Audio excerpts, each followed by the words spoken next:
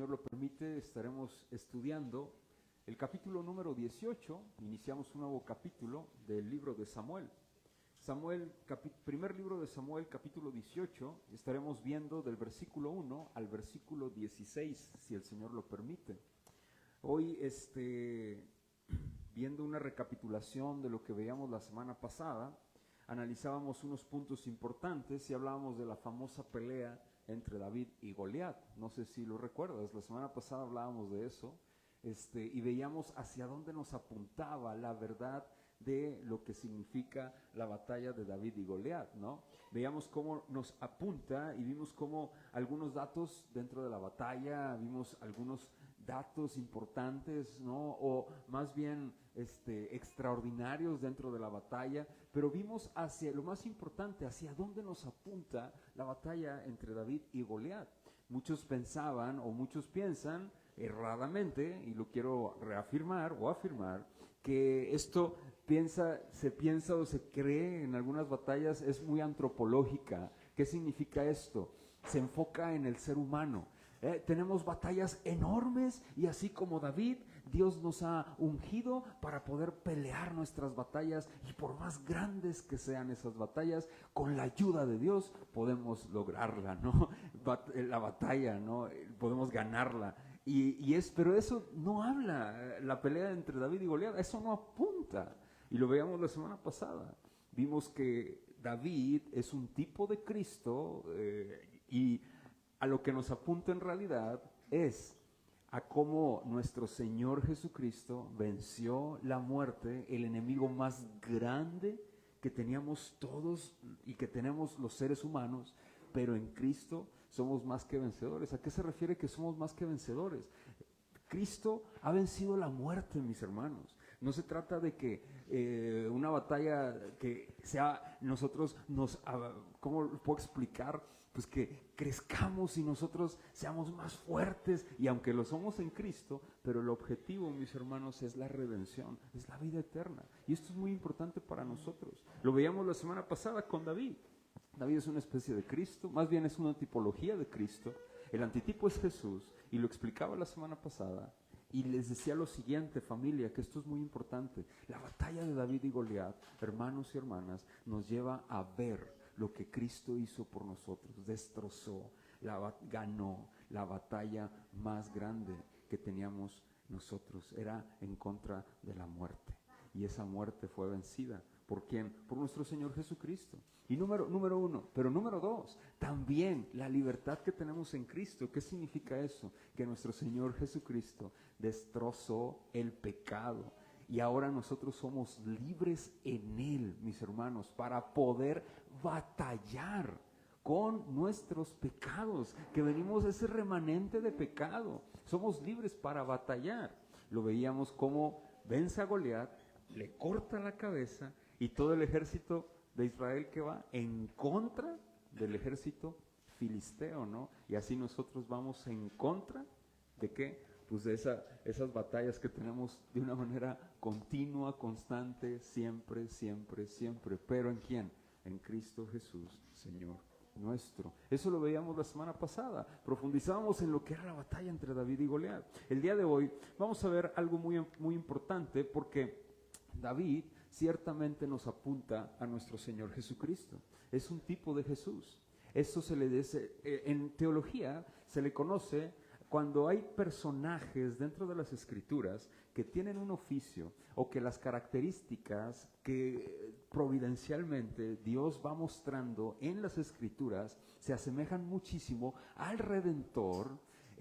Se le denominan tipos de Jesús. Por ejemplo, los reyes de Israel, en este caso Saúl, David, son tipos ¿de quién? De Cristo. Y eso es muy importante y lo hemos visto. Ahora, hoy vamos a ver una historia muy importante. ¿Por qué? Porque Saúl entra y se empieza a intoxicar en su pecado, porque recordemos lo siguiente: el Espíritu de Dios se aparta de Saúl, y ungen ¿a quién? A David. Pero David todavía no reina, y esto es muy interesante. Hoy veremos un pacto que se ha tergiversado muchísimo a lo largo de la historia, que es el pacto entre David y Jonatán. que eso, ay Dios mío, yo he escuchado, yo digo, la teología liberal y la teología inductiva, que así se le denomina, han mezclado, ya hecho, y dicen que David y Goliat, David y Jonatán tuvieron una relación. Yo digo, ¿de dónde sacan eso? No, raya en una blasfemia, de verdad, dentro de la historia. Es más, no tiene nada que ver con una narrativa, ¿no? Hoy vamos a ver esta circunstancia y vamos a estudiar a profundidad el texto. Si el Señor lo permite, veremos del versículo 1 al versículo 16. Y te pido, por favor, que vayamos a las Sagradas Escrituras. Vamos a leer, luego voy a dar mi introducción y el esquema de mi sermón. Dice lo siguiente. En el versículo 1 del primer libro de Samuel, capítulo 18. Aconteció que cuando él hubo acabado de hablar con Saúl, el alma de Jonatán quedó ligada con la de David. ¿Y qué dice? Amó Jonatán como a sí mismo. Bueno, vamos a ver, ahorita voy con la explicación, porque a veces tuvieron una relación. No, nada que ver. Vamos a ver de qué está hablando. Versículo 2. Y Saúl le tomó aquel día y no le dejó volver a casa de su padre. E hicieron pacto Jonatán y David porque él le amaba como a sí mismo. Y Jonatán se quitó el manto que llevaba y se lo dio a David y a otras ropas suyas, hasta su espada, su arco y su talabarte. Y salía David a donde quiera que Saúl le enviaba.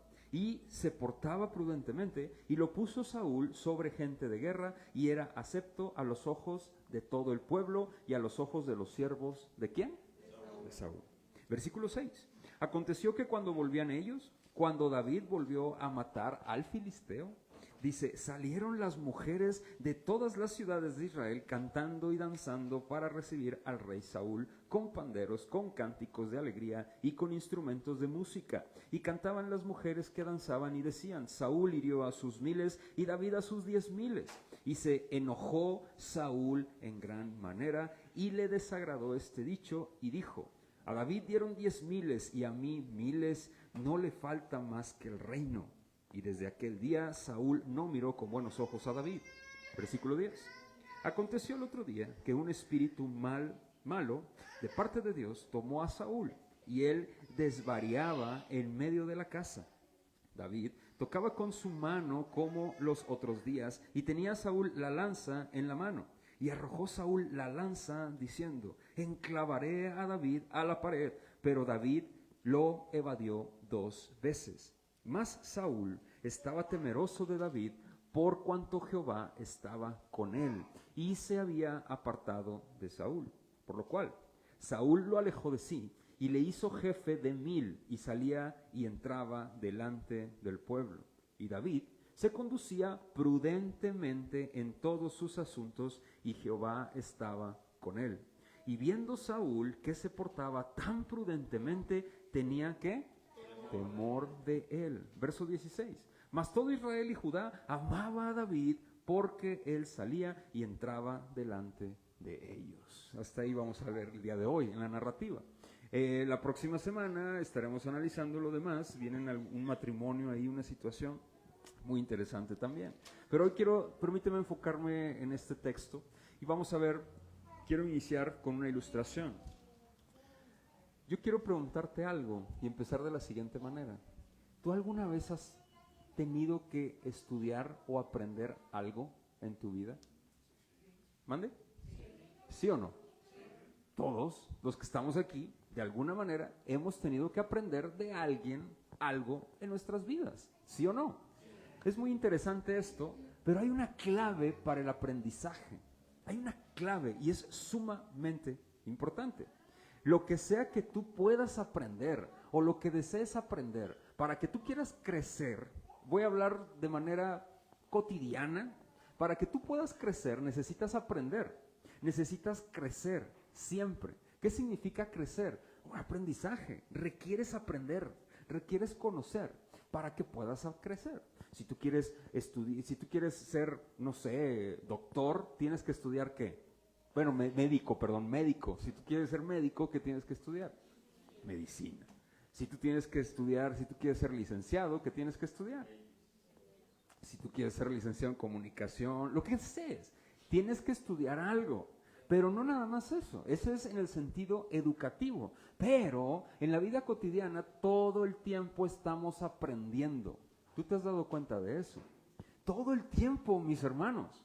No importa si eres pequeño, si eres niño, si eres joven, si eres adolescente, si eres adulto mayor, no importa, todo el tiempo estamos aprendiendo. No me vas a dejar mentir. Los que estamos criando, por ejemplo, yo, perdón que me ponga de ejemplo a mí y a mi familia, pero es la familia que más conozco, vivo con ella todo el tiempo y la conozco a profundidad. Yo aprendo muchísimo de mi esposa y de mis hijos, constantemente. Aprendemos. De ustedes yo aprendo muchísimo, como pastor y ustedes como feligreses. Se aprende mucho de todo. ¿Saben cuál es la clave del aprendizaje? Y esto es muy importante para ti, para mí. Algo que se llama humildad.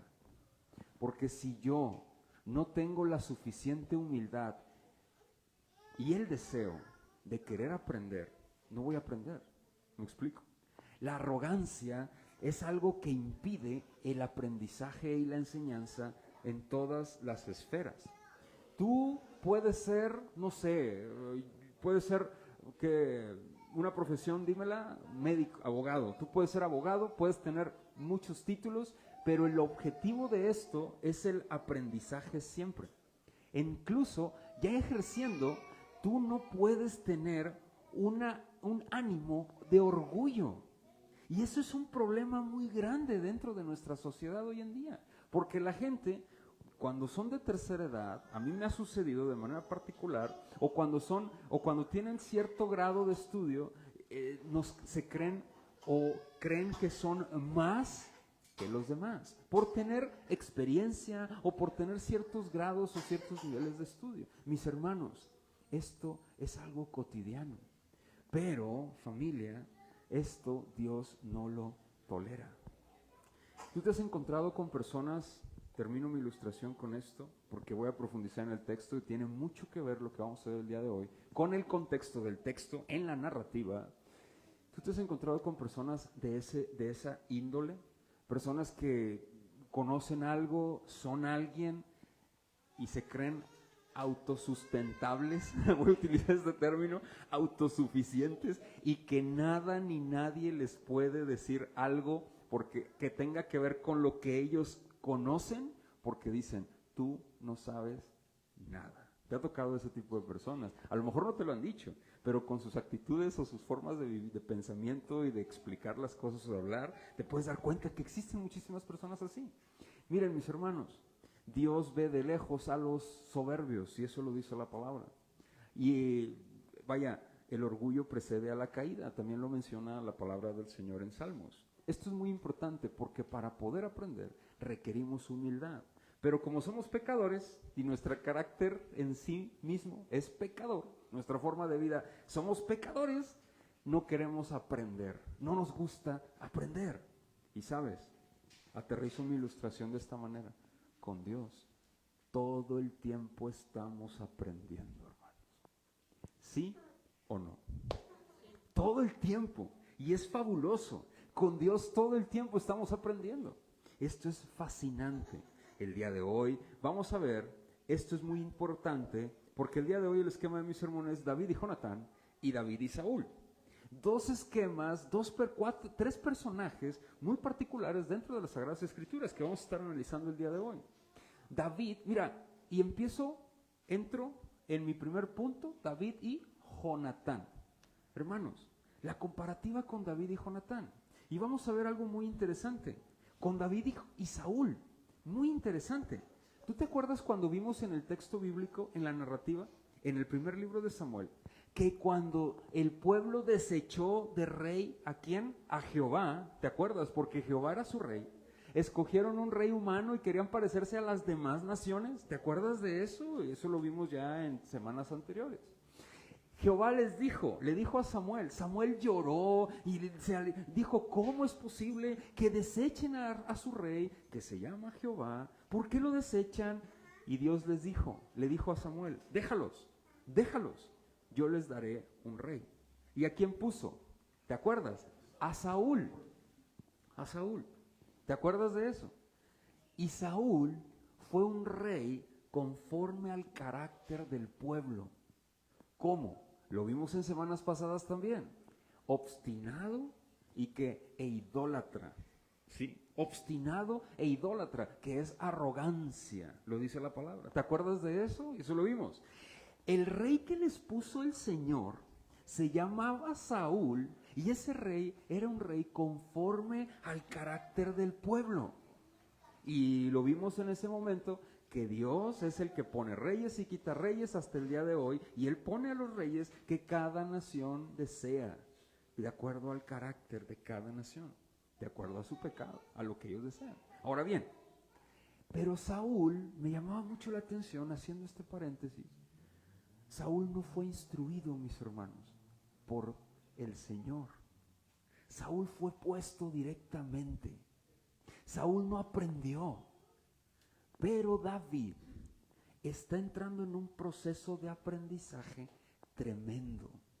Desde que fue escogido, David era un jovencito, era un muchacho que cuidaba las ovejas de su padre, era un pastor de ovejas. ¿Te acuerdas de eso? Samuel llega con Isaí y le dice: hey, tráeme a tus hijos. Ve a todos, te los presenta a Isaí y le falta uno. El Señor le dice: no, no es ninguno de esos. Y le dice Samuel a Isaí: ¿tienes a otro? Sí, está cuidando los rebaños, tráelo. Y cuando lo ve, era un jovencito. La palabra de Dios menciona que era un jovencito. Los historiadores dicen que David tendría entre unos 15 años, 14 años cuando fue ungido aproximadamente. Era un adolescente. Y cuando lo ungen, David, ¿tú crees que estaría preparado para ser rey? Para nuestro parecer, no. Pero desde ahí, David, para Dios, ya había sido rey. Es más, ya era rey. No sé si me explico. Él ya era el rey. Pero para la sociedad no. Pero Dios le dijo a Samuel, y estas son palabras claves en la narrativa del libro de Samuel: yo me levantaré a un rey conforme a mi corazón. ¿Te acuerdas de eso? Y se lo dice Jehová a Samuel. Y levanta a David. Lo ungen y después viene la batalla entre David y Goliat. Lo destroza a Goliat. Y luego viene esta escena. David tendría alrededor de unos 17 años, 18 aproximadamente, cuando suceden estos acontecimientos. Y pasa algo, que se encuentra con Jonatán. ¿Jonatán quién era? ¿Te acuerdas quién era Jonatán? El hijo de Saúl. Él era el príncipe, hermanos. ¿Quién era el heredero al trono en el pueblo de Israel según el mundo, según el pueblo de Israel? Jonatán. Jonatán. ¿Era David según el pueblo de Israel? No, le correspondía a Jonatán. Pero Jonatán vio la batalla y se liga a David. Oh, cuánta tergiversación he visto en este texto. Y la verdad digo, ¿cómo es posible? ¿De dónde sacan todas esas fechorías? Fíjate lo que dice el texto en el versículo 1, y vamos del versículo 1 en mi primera sección, David y Jonatán. Porque, ojo, David estaba aprendiendo. De aquí en adelante, mis hermanos, David empieza a entrar en una persecución por parte de Saúl. Familia, Saúl era rey, ¿sí o no? Saúl tenía todo el poder del Estado en contra de un hombre llamado, ¿cómo? David. ¿Tú crees que David, después de la persecución, después de la muerte de Saúl, cuando él toma el trono, tú crees que fue el mismo que el jovencito que mató a Goliat? Por supuesto que no. Claro que ya no era el mismo.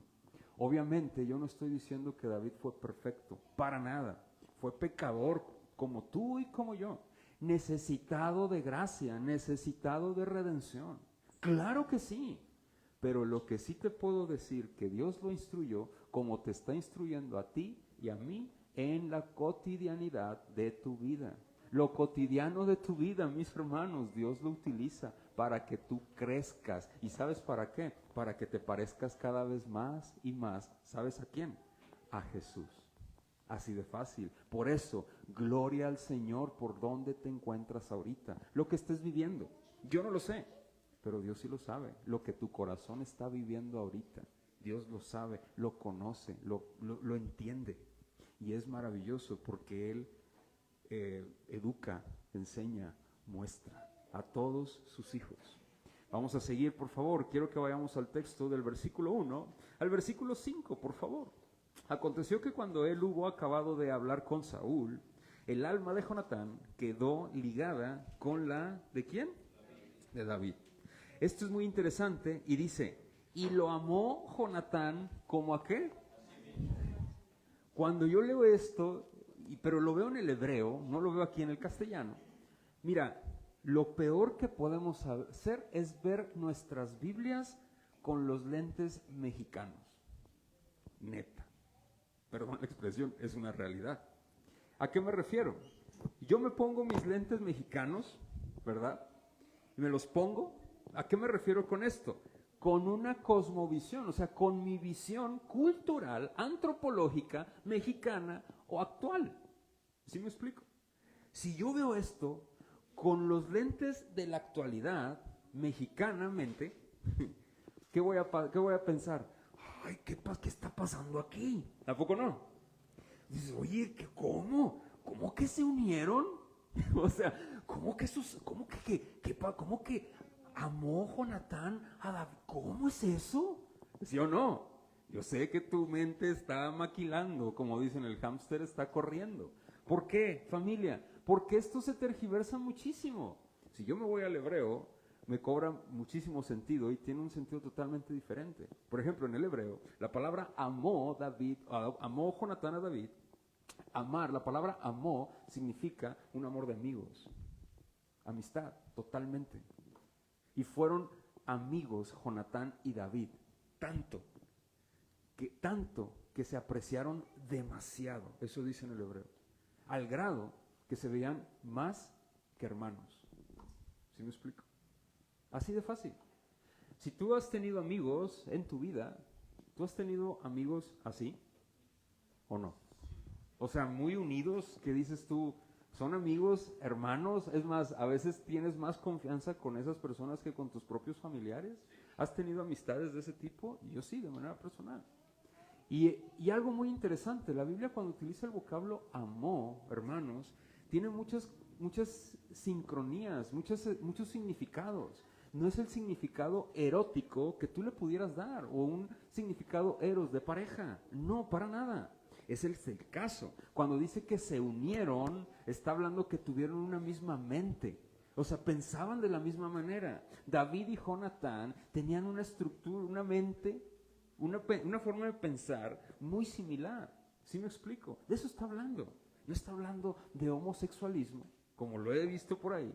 Es que tuvieron un que ver, como dicen, no, tuvieron alguna relación ahí Jonatán y David. No, ¿dónde dice eso?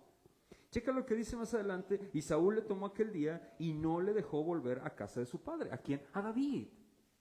A David. Porque David iba y venía a la sala del trono, pues él tocaba el arpa para el rey. Dice, e hicieron pacto Jonatán y David porque él le amaba como a sí mismo.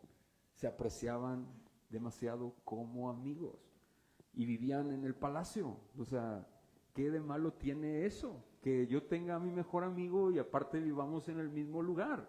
No tiene absolutamente nada de malo. No sé si me explico. Eso es lo que significa este texto. Así de fácil. Dice, y Jonatán se quitó el manto que llevaba y se lo dio a David, y otras ropas suyas, hasta su espada, su arco y su talabarte. Esto dicen, ¿ya ves? Se quitó todo. No, hermano, no. Nada que ver, exacto, no. ¿De qué habla o qué se trata esto? Mis hermanos, Jonatán era un príncipe, ¿sí me explico? Su mejor amigo era David, un pastor de ovejas.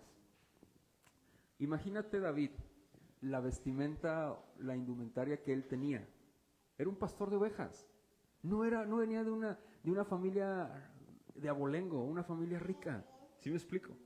Y ahora, en aquel momento, ¿sabes qué significaba? Si yo tenía un amigo y lo apreciaba muchísimo, yo le daba lo que yo tenía. Pero aquí es algo muy interesante, porque Jonatán le está dando su manto. El que un príncipe le diera su manto a una persona significaba que le estaba cediendo su reinado. Y eso es muy importante, muy interesante esto que está pasando con David y Jonatán. Muy interesante, porque Jonatán no sabía lo que iba a pasar con David. Es más, él no sabía, en el texto al menos no lo relata. Pero es muy interesante cómo Jonatán le entrega su manto real, cuando eso es lo que está sucediendo. Eso no cualquiera lo hace. ¿Por qué lo está haciendo? Porque David había liberado a el pueblo ¿de qué? De la muerte, mis hermanos, de la esclavitud nuevamente. ¿De quién? De los filisteos en el contexto. ¿No te acuerdas de David de Goliat, perdón? Y estaban agradecidos con él. ¿Con quién? Con David. Y Jonatán también. Algunos historiadores mencionan que es muy probable que Saúl haya querido pelear con David, pero su guardia no lo dejó. ¿Por qué? Porque era el rey. Y como ya lo he mencionado, Saúl era un hombre de guerra. Saúl no era un hombre cualquiera. Ahora, o es muy probable que Jonatán haya querido pelear con Goliat, pero no lo dejaron porque era el sucesor. ¿A quién? Pues al reino. ¿Sí me explico? Entonces, lo que está aconteciendo aquí es algo muy interesante, pero todo esto, si te fijas, hay unas palabras que se repiten. Y David era prudente. ¿Te fijaste? En todo lo que estaba aconteciendo. ¿Sabes qué significaba eso? David estaba creciendo, creciendo y creciendo. ¿En qué? En lo que estaba aconteciendo a su alrededor. Qué interesante. Checa más adelante lo que dice. Salía David a donde quiera que Saúl le enviaba y se portaba prudentemente. Y lo puso Saúl sobre gente de guerra y era acepto a los ojos ¿de quién? De todo el pueblo. A los ojos de los siervos y a los ojos de los siervos de Saúl. Aquí podemos concluir que, mis hermanos, Jonatán era el príncipe y él está mostrando apoyo a David. Está agradecido por lo que está pasando. David no era cualquier personaje. David había libertado al pueblo de los filisteos en ese momento. Hay que verlo en lo que es el texto y no sacar este texto fuera del entorno del mismo texto, porque vamos a hacer un problema, una problemática y una mala interpretación del texto, ¿no? Y es muy peligroso eso. Ahora bien, lo que yo quiero enfocarme es lo que dice Samuel, quien escribió el primer libro de Samuel, y dice lo siguiente en el versículo 5: y David salía donde quiera que Saúl le enviaba, y este es clave, y se portaba como prudentemente. Esta palabra se repite, y más adelante se repite, y David era prudente, y David se portaba prudentemente. Y esta palabra, ¿sabes lo que significa? Lo mencioné ahorita. David estaba creciendo en sabiduría. David era diferente, estaba creciendo de una manera diferente. Pregunta: ¿quién estaba permitiendo que pasara todo esto? El Señor. El Señor. Porque el Señor había ungido ¿a quién? A David para su rey. Mis hermanos, esto es bien interesante porque David es un tipo ¿de quién? De Cristo. Y ahorita lo vamos a ver, porque esto me lleva a algo fascinante al final, dentro de mis conclusiones. Me voy con David y Saúl, que ya lo vimos también. Que Saúl, que si estaba poseído por un demonio, un espíritu chocarrero, como dicen por ahí, lo atormentaba. Lo que está ocurriendo con Saúl, ojo, no es algo cotidiano, no es algo común. Recordemos, Dios está trabajando también con Saúl. Pero Dios está usando esta situación y el pecado de Saúl para que Saúl mismo sea atormentado por un espíritu. Y esto es muy interesante. Checa lo que dice en el versículo 6. Pero aquí viene la envidia. Bueno, voy a explicar este relato. Y hasta el versículo 7, un canto que dicen las mujeres cuando entran. Y esto se ha convertido también muy popular. Fíjate lo que dice el versículo 7. Cuando regresan las mujeres, todo el ejército de Saúl junto con David, y empiezan y cantan esto las mujeres. Dice: Y cantaban las mujeres que danzaban y decían, Saúl hirió a sus 1000 y David, ¿a quién? A sus 10,000. Cuando yo leí esto, yo me puse en las sandalias de Saúl, porque luego podemos decir, mira Saúl envidioso, ¿verdad? Hermanos, vamos a ser honestos. Si tú fueras el rey y vas llegando con tu ejército y tú encabezando toda la comitiva y empiezan a gritar esto, dime, ¿qué sentiría tu corazón? ¡Ay, gloria a Dios! David, ven. ¿Verdad que no? Un pastorcillo, yo siendo el rey, y le claman a él. ¿Cómo? ¿Por qué a mí me ponen 1000 y a él 10,000? Seamos honestos, hermanos. ¿Por qué? Porque luego nos dejamos llevar. Ay, oh, no, es que Saúl, qué bárbaro. O sea, ¿cómo no? Hermanos, si tú tuvieras la corona y tuvieras todo a tu alrededor y fueras el rey, te aseguro que fueras igual que Saúl. Hubieras mandado a matar ahí mismo a David. Esto es algo muy interesante, familia, por lo siguiente. Aquí viene lo que dice el versículo 8, se enojó Saúl en gran manera y le desagradó este dicho y dijo, a David dieron 10,000 y a mí 1000, no le falta más que el reino. Y desde aquel día Saúl no miró con buenos ojos a David. Dios estaba orquestando todo esto, mis hermanos. David no sabía. Esto es lo que explica Samuel, quien escribió el texto. Pero él explica lo que pasaba en el corazón de ¿quién? De Saúl. Hermanos, ojo, y quiero mencionarte lo siguiente. Cuidado con la ira. Esto es algo para ti y para mí. No es lo que dice el texto, pero aprovecho para explicarlo. Ten cuidado con la ira, porque la ira... ¿Te has enojado alguna vez? Yo sé que sí, ya lo has dicho muchas veces aquí, que sí te has enojado. Hermanos, cuidado con la ira. Te hace tomar y hacer cosas pecaminosas y perversas en gran manera. Aguas. Lo que viene a continuación, no estoy diciendo, y lo quiero declarar, y quiero recalcarlo más bien, que todos los que están enojados están endemoniados. No, porque viene y un espíritu atormentado, porque, ay, no, es que el diablo ya te trae. No. Es parte de tus emociones. Pero yo quiero mencionar, y de tu falta de dominio propio, la ira. Quiero mencionar lo siguiente, fíjate lo que está aconteciendo. Dios va a usar la inseguridad de Saúl, la insensatez de Saúl, la obstinación de Saúl, mis hermanos, para que espiritualmente lo va a llevar a la ruina. Fíjate lo que dice el versículo 10. Y aconteció al otro día que un espíritu malo de parte de Dios tomó a Saúl y él desvariaba en medio de la casa de David. Dice, en medio de la casa, David tocaba con su mano como los otros días, y tenía Saúl la lanza en la mano, y la arrojó Saúl la lanza, diciendo, enclavaré a David a la pared. Pero David lo evadió, ¿cuántas veces? 2 veces. Saúl entró, se intoxicó con su propia obstinación, con su propia lujuria. ¿En qué me refiero con lujuria? De idolatría del mismo, de egolatría. ¿Te acuerdas que él hizo un monumento y lo alzó en una guerra que ganaron? Y él alzó un monumento en lugar de haber hecho un altar al Señor, y lo dice la palabra.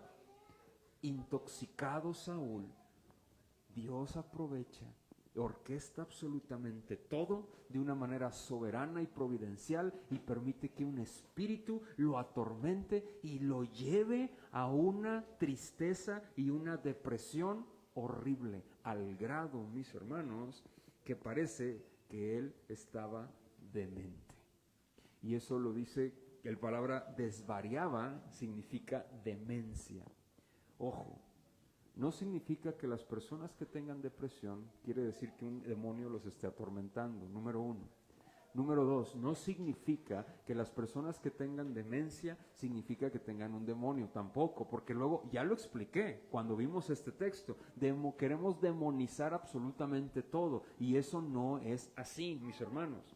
Este es una situación de manera especial y particular porque estás hablando de reyes. ¿Sí me explico? Y es una circunstancia que Dios está orquestando. Y lo vimos y ya lo expliqué con anterioridad. No quiero regresar otra vez a explicar esto. Pero esto es importante. Número uno, no ignoramos las maquinaciones. Eso también no nos puede llevar al otro extremo. No podemos negar las maquinaciones del diablo. Y si Dios permite que acontezcan circunstancias difíciles, la mayoría son espirituales. No estoy diciendo que tenga que ver con demonios, pero lo que sí tengo que decirte es que todo es espiritual, mis hermanos. Definitivamente, todo es espiritual. Hay un mundo que se mueve y que no vemos, pero existe y es más real de lo que tú y yo podemos imaginar. Quiero continuar con esto, que es muy interesante y muy importante para nosotros el día de hoy. Voy a entrar casi en mi conclusión. Y arrojó Saúl la lanza, trató de herir 2 veces, dice en el versículo 12, mas Saúl estaba temeroso de David. ¿Por qué? Por cuanto Jehová estaba, ¿con quién? Con él. Y se había apartado de Saúl el temor, mis hermanos. Saúl tenía miedo, tenía temor de perder lo que según él había, y lo digo entre comillas, ganado. Él no había ganado absolutamente nada. ¿Sabes qué pasa? Yo veo estas comparativas entre Saúl y David. Saúl no fue instruido por el Señor, mis hermanos, para ser rey. ¿Te fijas cómo de repente lo coronan y órale? Un rey conforme al carácter del pueblo de Israel. Un rey obstinado, un rey idólatra, de acuerdo al pueblo de Israel. Pero David, mis hermanos, era un rey conforme al corazón de Dios, que le importaba lo que Dios le importa. Y Dios estaba trabajando con David. Dios está usando la demencia, el temor, la obstinación, la egolatría de Saúl para instruir ¿a quién? A David. ¡Qué interesante! Oye, yo me pongo después en las sandalias de David. Vas a decir, bueno, el hermano, sí, estoy estudiando y digo, mira, me voy a poner en el lugar de David, me voy a poner en el lugar de Saúl. ¡Qué guau!, ¿no? Hermanos, David cuidando ovejas, las ovejas de Isaí, yo creo que estaba más a gusto. ¿Sí o no? Pues con sus ovejas, ¿no? O sea, alabando al Señor, ¿no? O sea, él conocía a Dios, vaya, o sea, y de aquí en adelante empieza una persecución que no va a terminar hasta que muere Saúl. Esto, mis hermanos, tiene mucho que ver con la instrucción, la enseñanza que Dios le está dando a David. Como contigo y conmigo, Dios nos instruye todos los días de diferentes maneras. Seamos sensibles a la instrucción del Señor. Ten cuidado con tu orgullo, porque el orgullo opaca las enseñanzas que Dios te quiere dar. ¿A qué me refiero? A veces pensamos que no podemos aprender nada de los que son menores a nosotros. A veces pensamos que los que son mayores no me pueden enseñar nada porque yo soy Juan Camaney, como dicen, solo mis chicharrones truenan. A veces pensamos que nosotros tenemos la máxima autoridad y somos igual o mejor que Dios mismo. Hermanos, hermanas, te digo algo, nosotros no sabemos absolutamente nada. Lo que sabemos es por pura gracia y es bien poquitito lo que sabemos nosotros. El Señor nos quiere seguir instruyendo. Voy a entrar en mi conclusión. Por lo cual Saúl lo alejó de sí y le hizo jefe de 1000 y salía y entraba delante del pueblo. Y David se conducía prudentemente, otra vez esta palabra, en todos sus asuntos, y Jehová estaba con él. Y viendo Saúl que se portaba tan prudentemente, tenía temor de él, más aún. Mas todo Israel y Judá amaba a David, porque él salía y entraba delante de ellos. Saúl lo que dijo, me voy a deshacer de David, lo voy a poner enfrente de mi ejército para que sea el primero al que maten. ¿Y sabes qué? Nunca lo mataron, al contrario.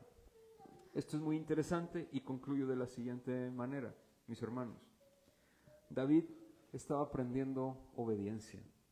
¿Esto de qué nos sirve a ti y a mí? ¿Y esto cómo nos apunta? ¿Te acuerdas que mencioné que David es un tipo de Cristo? Y es un tipo de Cristo.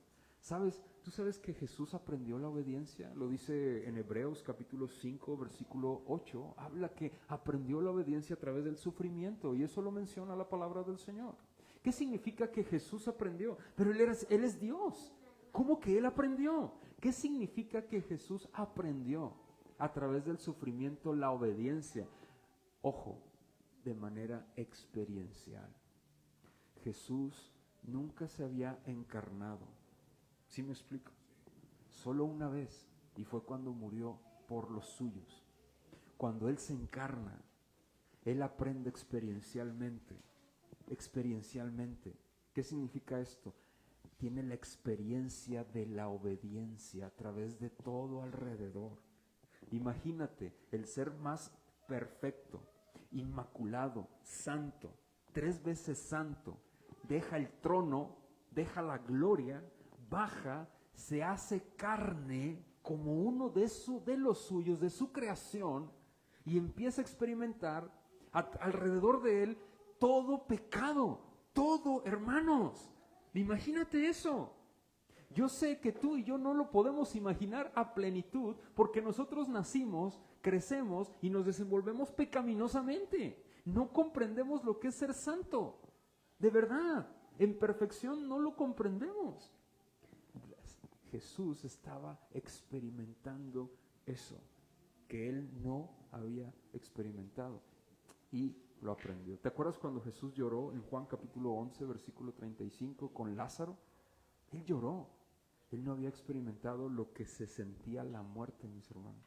Él no tenía que aprender nada, pero experiencialmente lo tenía que hacer. ¿Para qué? Para ser como uno de nosotros, para que toda justicia fuese válida en el Calvario. Y gracias a eso, esa justicia, Él la clava en el Calvario, mis hermanos, Él paga el precio, Él vive la vida perfecta que la ley de Dios, que es espiritual, como dice Pablo en Romanos, demandaba, mis hermanos, y gracias a su vida perfecta, esa vida se nos imputa a nosotros. Por gracia sois salvos, por medio de la fe. Tú sabes que nosotros no vamos a entrar sin obras al cielo. Sin obras no podemos entrar. Pero no es por nuestras obras, sino es por las obras de Cristo, por las cuales vamos a entrar a la gloria. Esa es la justificación, mis hermanos. Y gloria a Dios por eso. Gloria al Señor por eso. Él aprendió lo que para ti, para mí es bien común. El sufrimiento es común. El Señor no había experimentado el sufrimiento nunca. ¿Sí me explico? Él lo experimentó por ti y por mí. Seres perversos, pecadores, infames, blasfemos, mis hermanos, el santo por los injustos, el perfecto por los imperfectos, y gloria a Dios por ello. David está aprendiendo lo mismo. Dios está trabajando con él, no como con Jesús obviamente, pero le está enseñando porque él quiere un rey que se parezca a él. ¿Va a ser imposible? Claro que sí, porque David era pecador, pero Dios está llevando a David al extremo para que David ame lo que Dios más ama. ¿Sabes qué? Su pueblo. Número 1. Número 2, mis hermanos, cuidado con la envidia. Y esto es un consejo para ti, para mí. Ten mucho cuidado con la envidia. Porque la envidia, mis hermanos, es perversa. La envidia es codicia. Es uno de los mandamientos, ¿tú sabías? No codiciarás. Horrible. La envidia corroe, carcome todo. Y concluyo con esto. Hermano, hermana, sé sensible para aprender. Sé humilde para aprender. Por favor. El rey bajó y nos ha dado la enseñanza y la muestra de la obediencia perfecta. Tal vez, obviamente, no seremos igual de obedientes que Él, pero sabes, mis hermanos, hay que perseguir esa obediencia. Mira, parecernos a Cristo es lo más hermoso que nos puede pasar a ti y a mí, de verdad. Parecernos a Cristo nos libra de muchísimas cosas. Y lo podemos poner en muchísimos planos. Parecernos cada vez la santidad, la santificación, el proceso de santificación que hace el Espíritu Santo en los hijos de Dios, nos libra de muchísimas cosas, mis hermanos. Y Cristo nos ha librado de la muerte eterna. Y gloria a Dios por la historia de David. ¿Sabes por qué? Porque Dios sigue usando estas historias para apuntarnos cada vez más a Cristo, ver su gloria, ver su resplandor y exaltar cada vez más y más su nombre. El Hijo, el Cordero, aprendió la obediencia en medio del sufrimiento. Mis hermanos, gloria a Dios, porque Él tomó nuestro lugar que nosotros, que tú y yo merecíamos, bien merecido, pero gracias por su gracia, que Él ha puesto su mirada en ti y en mí, sin merecerlo. Hermanos, si de manera providencial, porque yo sé que lo hace, Dios está orquestando el que tú aprendas, como es siempre, hermano, aprende, y parezcámonos cada vez más a Cristo, si has nacido de nuevo. Oremos, por favor. Señor, el día de hoy, gracias por este tiempo. Hoy queremos agradecerte, por favor, porque tú nos enseñas constantemente, todo el tiempo. No hay forma, mi Dios, de cómo aislarnos de tu providencia, de tu soberanía, de tu majestad. No hay manera de lo que podamos nosotros dejar de hacer o hacer en primera instancia para que tú te lleves la gloria en todo lo que hagamos. No hay forma, mis hermanos, no hay forma, mi Señor, por los méritos propios míos, no hay forma, solo por los tuyos, mi Cristo. Gracias te damos, gracias porque nos has dejado la enseñanza, y gracias porque aquí hay hombres comunes y corrientes, y a través de la vida de David tú muestras que nos instruyes constantemente, así como lo has hecho con David. Muchísimas gracias por tu fidelidad, por tu amor, gracias por la provisión de tu palabra. Hoy queremos solicitarte que por favor la arrogancia, el orgullo, la envidia, la codicia, oh mi Señor, la ponemos en la cruz, a los pies del Calvario, en donde debe de estar y donde está. Sin embargo, siguen esos vestigios con una falta de humildad tan perversa, porque pensamos que lo sabemos, que lo tenemos y que lo merecemos absolutamente todos. Señor, perdónanos, ayúdanos a aprender, ayúdanos a crecer para tu gloria, que el reflejo de la gloria del Hijo sea en nuestras vidas. Mi Señor, es el deseo de nuestro corazón hoy. Ayúdanos, por favor. En tu nombre, Cristo. Amén. Vamos a ponernos de pie, por favor. Si alguien trae alguna ofrenda, la puedes dejar en la cajita que está a la entrada. Oremos para despedir la reunión de hoy. Mi Señor, hoy queremos ponernos en tus manos. Ponemos en tus manos las ofrendas de esta noche. Queremos pedirte que tú nos ayudes como iglesia a administrarlos de una manera adecuada, que nos libres de la avaricia. Y te pedimos también, mi Señor, que nos bendigas y nos guardes, que hagas resplandecer tu rostro sobre nosotros y que nos concedas tu bondad, que nos mires con amor y que nos des paz para poner en alto tu nombre, mi Señor. Que tu santo nombre sea puesto en alto a través de nuestra boca, a través de nuestros pies, a través de nuestra vida cotidiana, para que tú seas exaltado y que nosotros menguemos cada día más. Muchas gracias te damos por este tiempo, gracias por tu fidelidad, muchísimas gracias por tu amor. Estamos agradecidos contigo por todo lo que tú has hecho con nosotros y sigues haciendo. Guárdanos por favor del peligro ahora que salimos y vamos a nuestros hogares, y gracias porque nos has guardado de las inclemencias del tiempo y pudimos estar en este estudio bíblico el día de hoy.